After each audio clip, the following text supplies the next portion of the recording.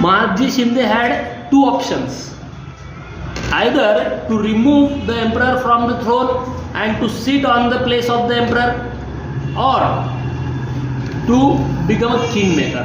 Either he should become the king or he should become the kingmaker. म्हणजे महाजी शिंदेचं काय म्हणणं होतं की एकतर त्या वेळेस दिल्लीच्या बादशहाला हटवून स्वतः महाजी शिंदे बादशाह बनू शकत होते, किंवा बादशहाला त्या जागेवर बसवून स्वतः किंग मेकरची भूमिका निभावू शकत होते.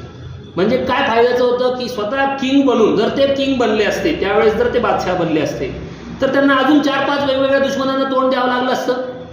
पण किंग बनण्याच्या ऐवजी त्यांनी काय केलं की जी काही सिव्हिल मॅटर्स आहे, मिलिटरी, पूर्ण मिलिटरी आपल्या ताब्यात, सगळा काही खजिना आपल्या ताब्यात, बादशहाचा वकील आहे मुतालक ते स्वतः आहेत. वकील आहे मुतालकचा मतलब काय, chief agent of the emperor.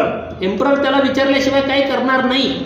एम्पररची army, त्याची मिलिटरी सगळी महाजी शिंदेच्या ताब्यात, त्याचा खजिना महाजी शिंदेच्या ताब्यात. एम्परर जे काही करणार, बादशाह जे काही करणार ते महाजी शिंदेला विचारून करणार. अशी सगळी सिच्युएशन असताना महाजी शिंदेंनी कोणतं ऑप्शन निवडलं? मग ही बिकेम किंग मेकर. ते किंग मेकर बनले आणि त्यांनी राजशाहाला त्या जागेवर बसवलं.